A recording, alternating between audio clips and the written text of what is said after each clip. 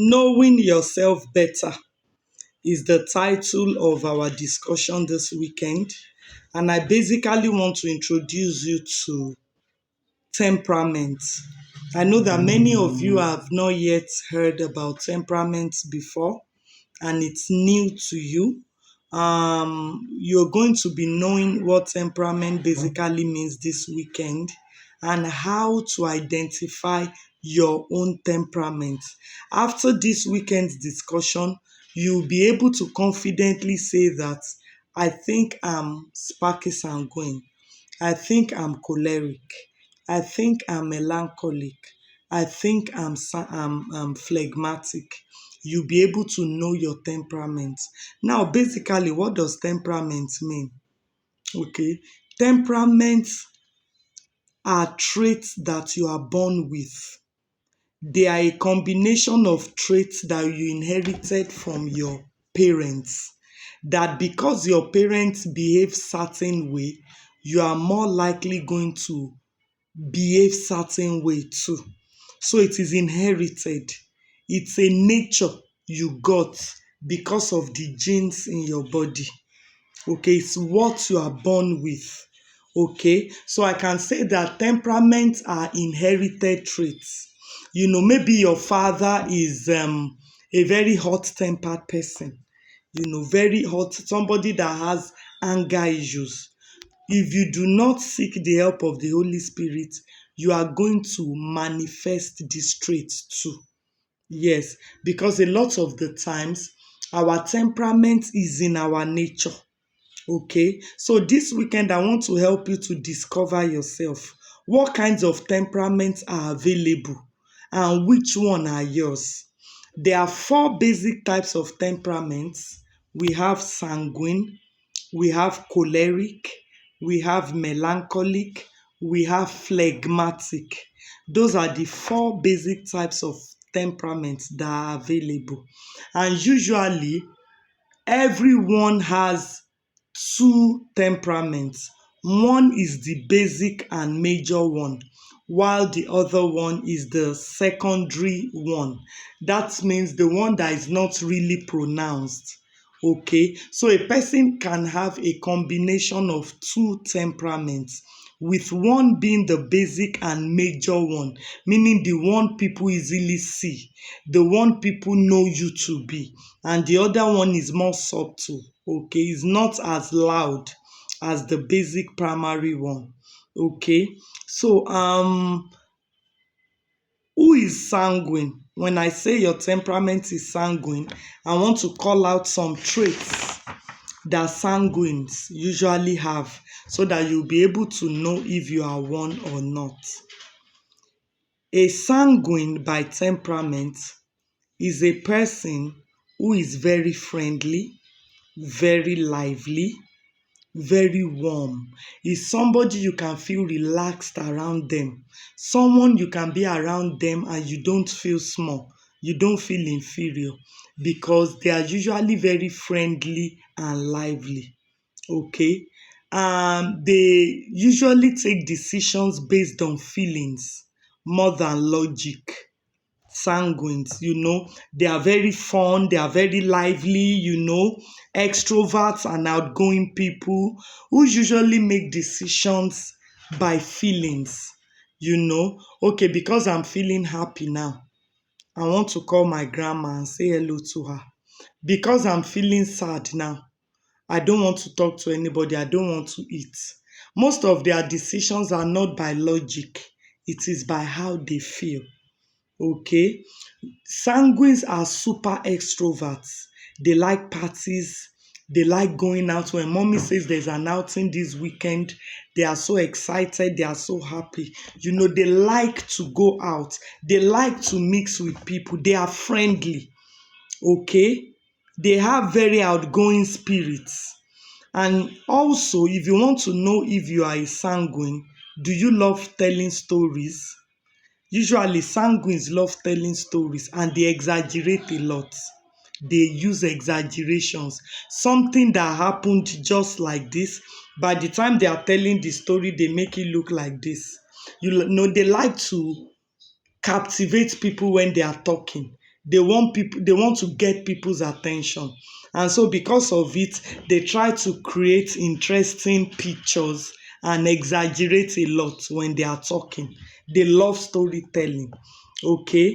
And usually they talk a lot. If you want to know if you are sanguine, do people tell you that you talk a lot? Then you are probably a sanguine. Amongst all the disciples of Jesus Christ, Peter was sanguine. Peter talked a lot. In fact, when I read about Peter in the Bible, I realized that Peter talked more than all the other disciples put together. He talked a lot. So Peter was sanguine. So I want you to examine all these traits I've said and see if you possess them. Then we can know if you are sanguine. But before you conclude, let's check out the next temperament, choleric. Cholerics are very domineering people. Cholerics are usually leaders. They are usual because they are dominant people. They are authoritative. They are the ones who you will see amongst their friends controlling, calling the shots. You will think they are the leader. Those are cholerics. They are strong-willed. They are practical. They are very decisive and opinionated. They usually believe that what I believe is the right thing. They are the people you will call I too know. They believe that what they know is the right thing. Okay, they believe in themselves a lot. They have very high self-esteem. They believe they are the best, that there's nobody like them in the room. Okay, and that is why sometimes it is very hard to teach them because they believe they know more than you. Okay, so those ones are cholerics. I want you to come along with me so that you'll be able to tell if you are one or if you are another temperament. And don't forget, a lot of people have two temperaments. One is the main one, the other one is the minor one. Okay, cholerics are also extroverts. They are outgoing, but although they don't really like fun things like sanguines. Sanguine is the temperament that likes fun the most. Okay, although cholerics also like fun, but they are not crazy about party, fun things like sanguine. Although they are extroverts, they are not quiet or gentle people. So out of all the temperaments, sanguines and cholerics are extroverts. They are not out, they are extrovert. They are outgoing people. Okay, they are not introverts. They are not quiet people. Okay, so they are activists. They are not scared of adversity. They are bold. They usually face challenges head on, and they are the most likely successful people amongst all the temperaments because when they put their mind to something, they won't stop until they achieve it. So they are the most likely to succeed temperament because whenever they set a target, they usually realize their target. But a downside to them is that they are not usually kind. They are not sympathetic. In fact, cholerics, when you cry around them, they hate it. They hate to see the tears of people. They hate to see emotions. They are not weak people. So usually when you see cholerics, you would almost feel like they are not kind because they don't have time for all this mene. You know what I'm saying? They are tough. Okay, the third temperament is melancholy. Out of all the temperaments, melancholic are the most deep thinkers. They think deeply. They reflect on things. Melancholics are the people, reduce the volume of that thing. Melancholics are the people who usually feel hurt when people do things to them. It is, they think deeply. They think beyond the surface. When you are teasing a melancholy, you might think, oh, I just teased him. Nothing. 2 hours time, you can still see the melancholy looking sad. And you ask him, why are you feeling sad? Don't you know what you said to me the other time? He has taken that thought too far. That is a melancholic. So melancholy, they are very analytical. They are self-sacrificing. They can give themselves up for anything. They sacrifice a lot. Okay? They are givers, melancholics. And usually they are gifted people. They are gifted people. And most people will say they are perfectionists. Because they are deep thinkers, they usually don't allow for errors when they are doing things. So they are perfectionists. They are very emotional people, but melancholies and phlegmatics are introverts. Unlike sanguine and choleric that are extroverts. A melancholy will usually like to be on his own than mixing with people because he wants to think. They are serious people. Okay, like choleric, they have that similarity with choleric. They are serious people. Okay, they are okay, but they usually have mood swing. Sometimes they are very happy, sometimes they are very sad. And when they are very happy, sometimes you can almost think that they are extroverts because they will be so bubbly and happy. But usually they have mood swings. Okay, they are moody. Okay, they are dependable. Out of all the temperaments, they are the most dependable. Because they are deep thinkers, they don't want to hurt people, they don't want to disappoint you. So they are the most dependable. Okay. And they thrive on personal sacrifice. They want to do something to make you happy. Okay. Phlegmatic, that's the fourth kind of temperament. They are calm, they are easygoing, they are usually lazy because they postpone things a lot, they procrastinate a lot. I will do it later, Joe. And phlegmatics usually have a dry sense of humor. They are the ones who will tell a joke and people will not laugh, people will not find it funny. They have a dry sense of humor. Okay, but they are the most likable because they are calm. They are calm, they won't stress you. You can have a phlegmatic living in your house for 6 months and they won't ruffle anybody's feathers. They won't offend anybody. They are just easygoing, they are simple. But sometimes their laziness can make you angry. Okay? They are the most easy to get along with. Okay? They don't like violence. Okay, and they usually don't like to make friends, but when you come to them that you want to be their friends, they will embrace you. But they usually don't try to make friends themselves because they like to be alone, like melancholics. Okay, they like routine, they don't like challenges, they don't like change. They don't like challenge. They usually will not fight for leadership position. But if you put them in a position of leadership, they will do well because they are calm. Okay, but they are not likely going to fight for leadership because they are usually very contented. They are not motivated. They are usually not ambitious. They are just complacent. They are just there. They are just simple people. Phlegmatics. So out of everything that I've said, which one are you? I told you that a person can have two temperaments.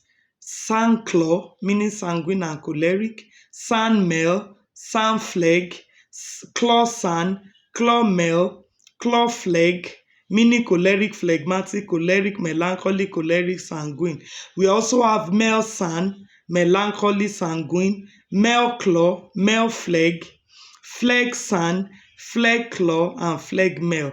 So usually a person will have a main temperament and a subservient or quiet one that is not so pronounced. So let's compare these temperaments based on study habits, handwriting, and speaking and communication.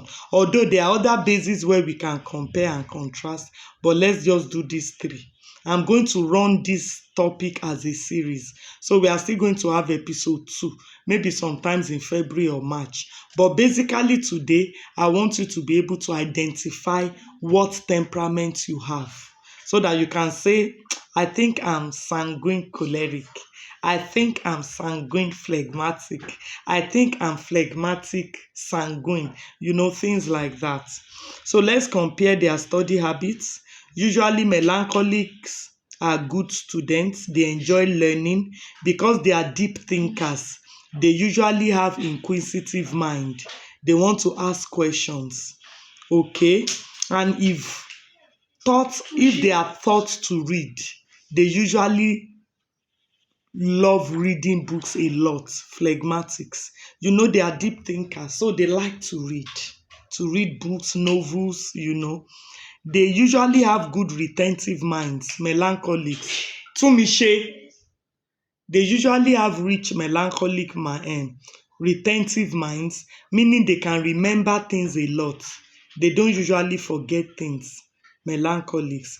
They are good spellers. When you go to spelling bee, melancholics are usually going to come first in spelling bees. They are deep thinkers. They are deep. They have depth. So usually they do well with spelling and they remember things. They have good concentration. They can read even if the place is noisy. Even if a place is noisy, people are making noise. Melancholics can read there. They are deep. Okay, sanguine. They are fun lovers. Like I said before, they are restless. They are very emotional. So usually they don't make good students. Sanguines usually don't do well in school because they take things too trivially. They just love to play. They just love fun. The only sanguines who thrive in school, who do well, are those with very high IQ. For example, me, I'm sanguine. I believe I do well in school because I have very high intelligence quotient. Otherwise, they don't really do well in school because they are just friendly, they just like fun, they just like gisting about. They just look at the positive side of life. They are the ones that will say, life is not hard now, why will I kill myself? Those ones are sanguines. Okay? They usually have lots of friends. Okay? They are very bright, they are very bright. They are bright. It is because they are restless and they can't concentrate that they don't usually make good, excellent students. But they are bright. They are not dull people. Okay, they are easily distracted. They are usually self-confident. When you look at them, you admire them. This person is confident, because when they enter a room, they dominate. People admire them a lot. They are good dressers. They are particular about their appearance because they want people to approve of them. Okay, phlegmatics postpone things a lot. They are lazy. Phlegmatics only do well when they are under pressure, when you put pressure on them. I think that's my second son. I think he's phlegmatic. It's when you put pressure on him that you see his best. They are usually lazy. They postpone things a lot. They are not usually motivated. They just believe whatever happens. But a choleric, he always wants to be the best. Okay, so academically, I think cholerics are usually the best academically, and sometimes melancholics, because melancholics, they are deep thinkers and they have good attention focus. Okay, cholerics, they are clever. They are not good spellers. Cholerics are the ones that will do worst in spelling bee, because and cholerics are the ones that are speed readers. They just flip through, They just flip through, Cholerics, but they do well in school because they are dominators. They dominate. They are clever. They like to take charge. They like to be in charge. They like to be recognized. And they are usually the ones you will see amongst their friends, and they are like the leader. Okay, but they lose concentration easily. They have short attention span. Cholerics usually like charts, graph, diagrams. They like mathematics. They like graphs, diagram. They are those ones. Okay, melancholics usually would like theories, literature, history. So when it comes to handwriting, cholerics have the worst handwriting. They are restless. Cholerics, let's get to the main thing. What was all this?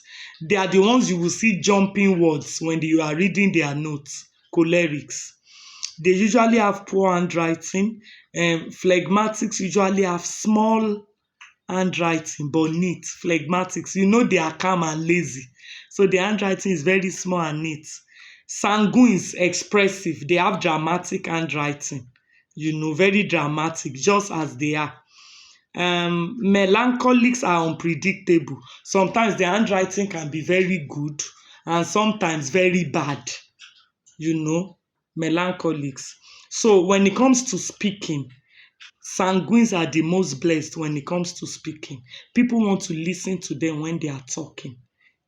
People like to listen to them. They speak well. They are dramatic when they are talking. So you want to listen to them. You want to look at them. Okay. Phlegmatics are usually quiet.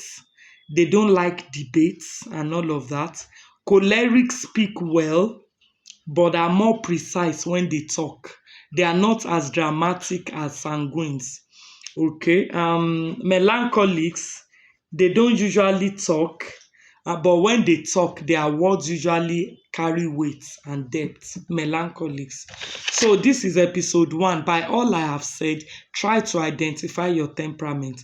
In the next class, I will be helping you to identify the strengths and weaknesses of each temperament and how you can strengthen your weaknesses. No matter your temperament, no matter what your weaknesses are, I will teach you how you can strengthen your weaknesses and optimize and maximize your strengths. So that is what we are doing this weekend. God bless you.